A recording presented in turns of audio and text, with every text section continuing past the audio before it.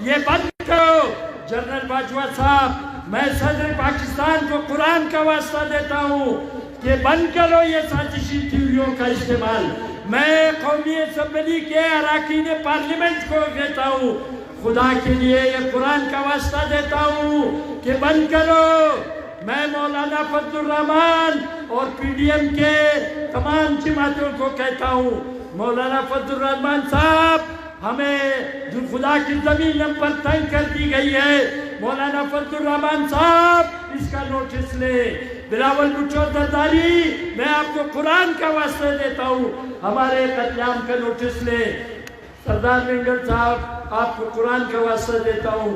Doctor مالک صاحب، آپ کو قرآن کا واسطہ دیتا ہوں۔ گورنر بلوچستان، وزیر اعلیٰ بلوچستان، چاروں صوبائی اسمبلیوں کے اراکین اور ان کے گورنروں اور وزیر اعلیٰ کو قرآن کا واسطہ دیتا ہوں کہ قتل عام بند کرو، بلوچوں کا قتل عام بند کرو، بلوچوں کو مسنگ مت کرو، پشتونوں کا قتل عام بند کرو، ہزاروں کا قتل عام بند کرو۔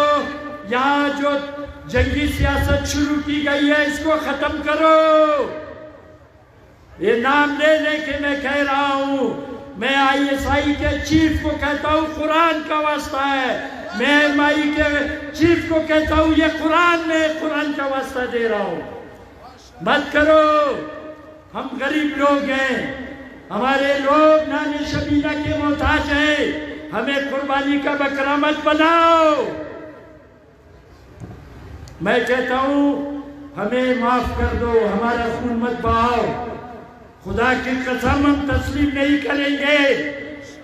ہم تمہیں وارننگ دیتے ہیں، جنرل باجوہ صاحب، کور کمانڈر بلوچستان کوئٹہ، یہ قرآن کا واسطہ دے کر کہتا ہوں ہمیں مت چھیڑو، ہمارا خون مزید مت بہاؤ۔ خدا کی قسم جب ہم مصلحت سے بالاتر ہو گئے تو پھر ہمارے پاس کہنے کو بہت کچھ ہے، ہمارے پاس کہنے کو بہت کچھ ہے۔ ہمیں مجبور نہ کیا جائے، ہمیں زندہ رہنے کا حق بین الاقوامی قانون ہمیں زندہ رہنے کا حق دیتا ہے، ہمیں قربانی کا بکرا نہ بنائے جائے۔ میں یہ کہتا ہوں کہ خدا کے لیے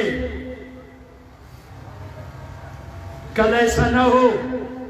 میں آج اس کو وارننگ دیتا ہوں، آپ کے سامنے یہ قرآن کی قسم کھا کر کہتا ہوں، اگر اس کے بعد کسی ادارے کی لاش گرائی گئی تو پھر ہم پوری دنیا کے لوگوں سے یہ اپیل کریں گے، لوگوں سے یہ کہیں گے کہ وہ باہر نکلے اور یہ نعرہ لگائیں کہ پاکستان کی ریاست دہشت گرد ہے، اور یہ نعرہ لگائیں کہ ہمیں قربان کیا جا رہا ہے مفادات کے لیے، ہمیں انسان کے زندہ رہنے کی بنیادی حق ہم سے چھینا جا رہا ہے۔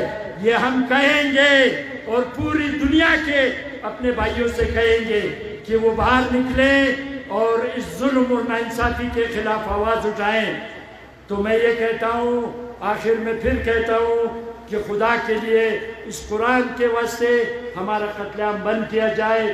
ہم ویسے ہی غریب لوگ ہیں، ہم لوگ نادار لوگ ہیں، ہمارے پاس ساری زندگی کا سرمایہ ایک مکان بمشکل ہوتا ہے، ہم اپنے بچوں کی روزی بڑی مشکل سے تلاش کرتے ہیں۔ میں کہتا ہوں کہ خدایا جو ہمارا قتل عام کر رہا ہے اس کو نیست و نابود فرما۔ پروردگار